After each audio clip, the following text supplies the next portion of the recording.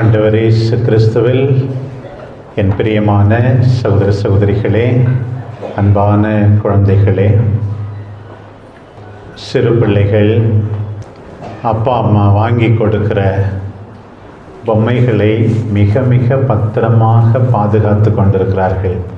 திடீர்னு வீடு தீப்பிடித்து கொள்கிறது என்று வைத்துக் கொள்ளுங்கள். அப்பா அம்மா என்ன செய்வாங்க? நகையை எடுப்பாங்க, வீட்டு பத்திரத்தை எடுப்பாங்க. இந்த குழந்தை என்ன பண்ணும்? என்னுடைய அந்த பொம்மை வேணும், மிக்கி மவுஸ் வேணும் என்று அதை ஓடி போய் எடுக்கிறது. ஒரு வீட்டுக்கு அண்மையில் போயிருந்தேன். ரொம்ப வியாபாரம் எல்லாம் பண்ணி பிஸ்னஸ் பண்ணி வசதியாக இருந்தவர்கள் இப்போது கொஞ்சம் நொடிந்து போயிருக்கிறார்கள்.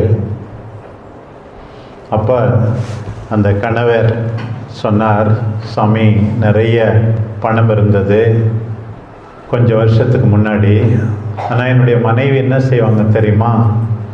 ஒவ்வொரு தடவை கொஞ்சம் பணம் சேரும் போதும் ஒரு புதுசாக ஒரு பட்டு புடவை எடுக்கும்.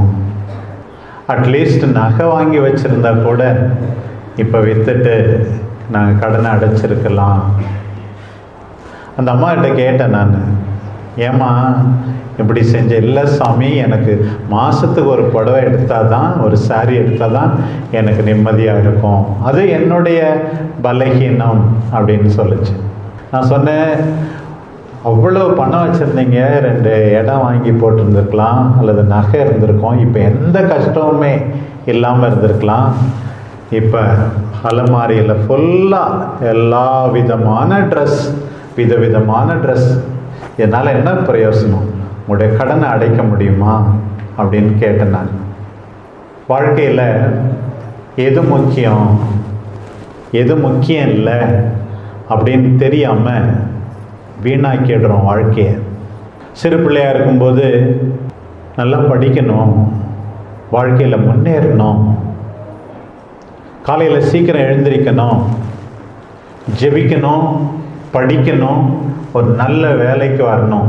இதுதான் ஒரு பெரிய முக்கியமான ஒரு குறிக்கோளாக பிள்ளைகளுக்கு இருக்கணும். அது இல்லாமல் எப்போ பார்த்தாலும் விளையாட்டு, டிவி முன்னாடி நம்முடைய குடும்பங்கள்லாம் செலவழிக்கிற நேரம்லாம் உண்மையாகவே கடவுளுக்கு உகந்ததுன்னா நிச்சயமாக கிடையாது. சில நேரத்தில் நான் பார்க்குறேன், சில குடும்பத்தில் 6 மணிக்கு ஆரம்பிக்கிற சீரியல் 11 மணி வரையும் ஓய்வதே இல்லை. இது சரியா? ஒரு சீரியல் பார்க்கலாம், பரவாயில்ல. ஆனால் இப்படி வரிசையாக அந்த டிவியில் அந்த சேனலில் ஒன்று, இந்த சேனலில் ஒன்று, கடவுளை மகிமைப்படுத்தவும் உறவுகளை உருவாக்கவும் ஆக்க செயல்களிலே செலவழிக்கப்படவும் வேண்டிய நேரம் இப்படி வீணாக போகிறதே எனும் போது உண்மையாகவே மனம் வேதனைப்படுகிறது. பிரியமானவர்களே, ஆண்டவர் இறை அரசை பற்றி, விண்ணரசை பற்றி எப்படிப்பட்டது என்று இன்றைக்கு சொல்லியதை நாம் வாசிக்க கேட்டோம். அதற்கு முன்பாகவே எப்படி அரசராக சாலமோன் தேர்ந்து கொள்ளப்பட்டார், அவர் ஆண்டவரிடம் செய்த ஜெபம் என்ன என்பதை பற்றி நாம் கேள்விப்படுகிறோம். தாவீது காலத்திலே கோயில் கட்டணும்னு நினைச்சாரு. ஆண்டவரே, உனக்கு நான் கோயிலை கட்டுவேன் அப்படின்னு சொல்லி வாக்களித்து உன்னுடைய சந்ததியிலிருந்து மெஸ்ஸியா தோன்றுவார் என்னும் விதத்தில் அவருக்கு ஒரு பெரிய வாக்குறுதியை கொடுத்தார். பிறகு சாலமோன் அழகான அற்புதமான ஒரு ஆலயத்தை கட்டி முடித்தார். அப்போது ஜெபம் பண்ணும்போது கடவுள் கேட்குறார், நீ எது வேண்டுமானாலும் கேளு. நம்ம என்னென்ன கேட்டிருப்போம் அப்படின்னு உங்களுக்கு தெரியும். ஒரு நல்ல வீடு வேணும், நிறைய சொத்துக்கள் வேணும், ஒரு பெரிய பதவி வேணும், இப்படிலாம் கேட்டிருப்போம். ஆனால் இவர் சாலமன் என்ன கேட்டார்? ஞானம் வேணும். உம்முடைய அடியார் என்னுடைய தந்தைக்கு பிறகு அரசாள என்னை தேர்ந்து கொண்டீரே, எனக்கு மக்களை ஆட்சி செய்ய போதுமான ஞானம் இல்லை. அதை நீர் கொடுத்தால் எனக்கு போதும் அப்படின்னு கேட்டார். உடனே கடவுள் சொன்னார், நீ நீடிய ஆயுளை கேட்கவில்லை, ரொம்ப நாள் உயிரா இருக்கணும்னு நீ கேட்கல, அதை விட அதிகமாக பகைவர்களுடைய உயிரை கேட்கவில்லை, ஏராளமான சொத்துக்களை கேட்கவில்லை, இதை எல்லாவற்றை விட அதிகமாக மக்களுக்காக, கடவுளின் விருப்பப்படி மக்களை ஆட்சி செய்வதற்காக நீ ஞானத்தை கேட்டாயே, உனக்கு ஞானத்தை கொடுப்பேன், இத்தோடு சேர்த்து நீ கேட்காதையெல்லாம் உனக்கு சேர்த்து கொடுப்பேன் என்று சொன்னார். பாருங்கள் எது முக்கியம் அந்த நேரத்தில் என்று சாலமனுக்கு தெரிந்திருந்தது. பாருங்கள் பிரியமானவர்களே, நமக்கு எது முக்கியம்னு தெரியுதா? முக்கியம் இல்லாததுக்காக நிறைய எவ்வளவோ நாம் செலவழிக்கிறோம். அந்த காலத்தில் பழைய கேசட்டெல்லாம் நிறைய சேர்த்து வைப்போம், புது புது கேசட்டெல்லாம் எடுத்து. அந்த பழைய ஆடியோ கேசட்டு, வீடியோ கேசட்லாம் இப்போ எங்கே இருக்குதுன்னே தெரியல, எல்லாம் போய் குப்பையில் கொட்டிட்டாங்க எல்லாத்தையும். ஏன்னா அதெல்லாம் பிரயோசனமே இல்லை. அந்த நேரத்தில் அது முக்கியம் நினைச்சோம், அது நிலையாகவே முக்கியமானதா என்றால் இப்போது இல்லை. எது முக்கியம்? ஆண்டவருடைய வார்த்தை முக்கியம். திருப்பாடல் 17 இருக்கிறது, பொன்னை விட மேலானது அல்லவா உன்னுடைய அறிவுரைகள், தேனினும் இனிமையானது அல்லவா உன்னுடைய அறிவுரைகள் என்று திருப்பாடல் 17 நாம் வாசிக்கிறோம்.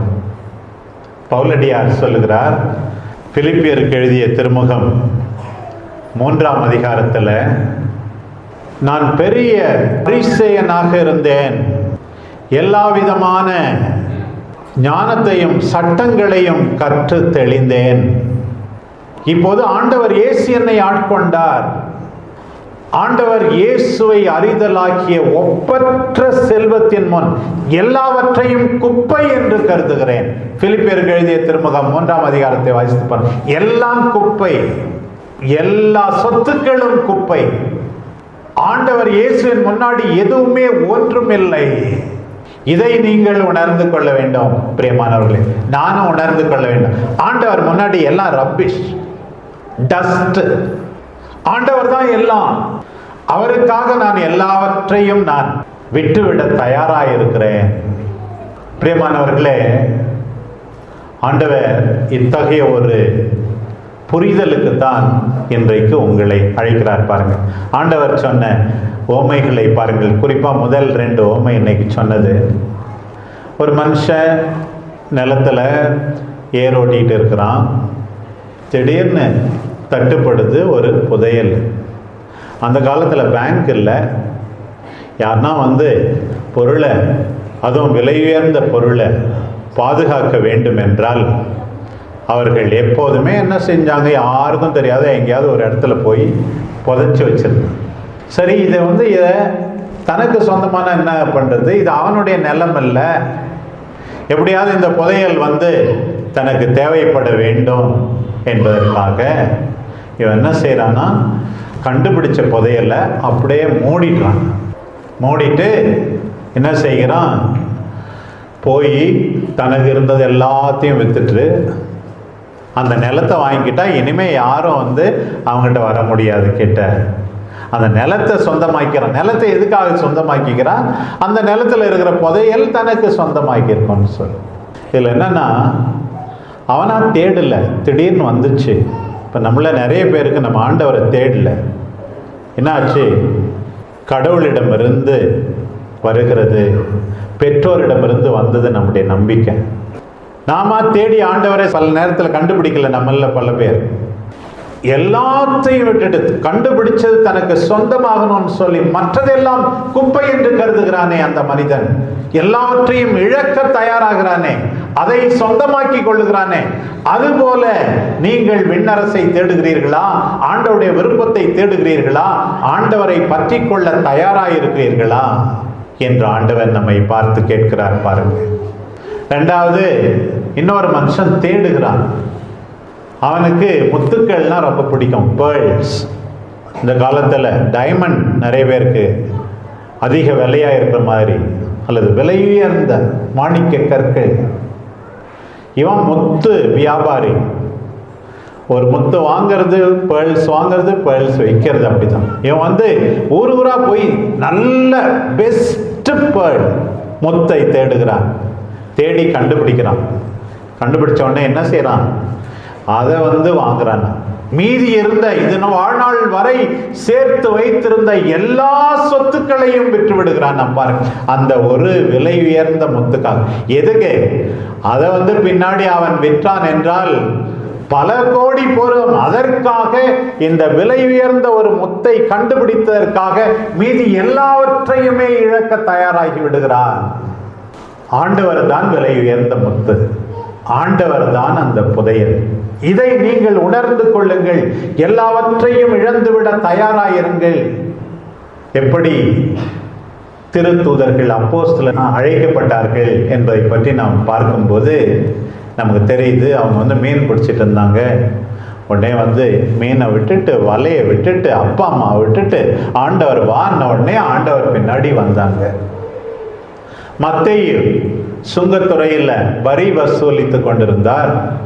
நிறைய காசு, பிஸ்னஸ்ஸு, கையூட்டு, லஞ்சம் வேற நிறைய கிடைச்சிருக்கும். அவ்வளவு பணம். ஆண்டவர் பார்த்தார், வா அப்படின்னு சொன்னார். எல்லாவற்றையும் விட்டுட்டாரு.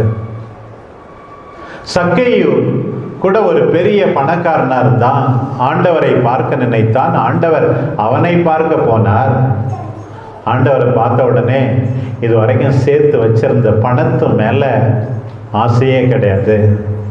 என் சொத்துல பாதியை ஏழைகளுக்கு கொடுத்துட்றேன். இவ்வளவு நாள் கஷ்டப்பட்டு சேர்த்தான், கடைசியில் என் சொத்துல பாதியை ஏழைகளுக்கு கொடுத்துட்றேன். யாரையாவது ஏமாத்தி இருந்தா 4 மடங்கா திருப்பி கொடுத்துறேன். ஆண்டவர் எனக்கு போதும், எல்லாவற்றையும் இழக்க நான் தயாராக இருக்கிறேன். பாருங்கள் பிரியமானவர்களே, டிவி வேணுமா? நகை தான் வேணுமா? துணிமணிகள் தான் வேணுமா? எல்லாம் அழிஞ்சு போயிடும். ஆண்டவர் முக்கியம். அவர் தருகிற நிம்மதி முக்கியம். அவரை பிரிந்து நம்மால் எதுவுமே செய்ய முடியாது. நேற்று மார்த்தாவனுடைய விழாவை கொண்டாடினோம். அந்த மரியா இருக்குதே, அவருடைய தங்கச்சி, அது என்ன பண்ணுச்சான், எவ்வளவோ விலை மதிப்பு மிக்க அந்த வாசன தைலத்தை வச்சு ஆண்டவரை அபிஷேகம் செஞ்சிச்சு, மரியாதை செஞ்சிச்சு, அவருடைய பாதங்களில் பூசியது. அந்த பொண்ணு என்ன செஞ்சிருக்கோம்? கொஞ்சம் கொஞ்சமாக சேர்த்து வச்சிருந்திருக்கோம், கல்யாணத்துக்கு உதவும், அல்லது ஒரு வீடு கட்டலான்னு நினைச்சிருந்திருக்கோம். என் தம்பி கிடைச்சிட்டான், ஆண்டவர் உயிரா கொடுத்துட்டாரு, இதை விட என்ன இருக்கு? பணம் வரும் போகும், இதெல்லாம் வேண்டாம் என்று தாராளத்தோடு ஆண்டவர் மீது அன்பை வெளிப்படுத்தியதே அந்த மரியா, பெத்தானியா ஒரு மரியா. இதுதாம்மா வாழ்க்கை. ஆண்டவர் தான் எல்லாம். ஆண்டவரை பிரிந்து எதுவுமே செய்ய முடியாது. இதை உணர்ந்து கொள்ள வேண்டும். முக்கியம் இல்லாதவற்றை முக்கியமானதாக நினைத்துக் கொள்ளாது. உன்னுடைய வீடு நிரந்தரம் அல்ல, உன்னுடைய பொருட்கள் நிரந்தரம் அல்ல, இவையெல்லாம் தேவை. சில கணவர்கள் வேலை வேலை என்று ஓயாமல் அலைகிறார்கள். பிள்ளைகளை பார்க்கவே நேரம் இல்லையாம். குடும்பம் நாசமாய் போகிறது. மனைவியோடு நேரம் இல்லை, பிள்ளைகளோடு நேரம் இல்லை. உழைப்பு உழைப்பு என்று குடும்பத்துக்கு நேரமே கொடுக்காமல் உழைக்கிறவர்கள் கூட சரியில்லை தான் ஒரு விதத்தில். அவருடைய தியாகத்தை பாராட்டுகிறோம்.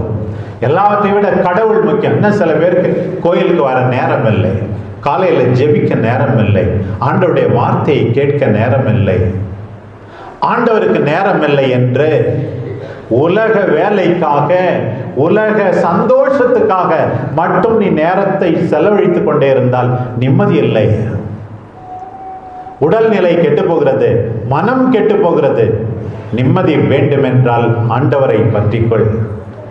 ஆண்டவரை தேடுவோம், அவருடைய வார்த்தையை கேட்போம், அவருடைய திருவுடலை உட்கொள்வோம். பிரச்சனைகள் நிறைந்த, சோதனைகள் நிறைந்த இந்த உலகத்துல நம்பிக்கையோடு நல்ல வாழ்க்கை வாழ்வோம். ஆமென்.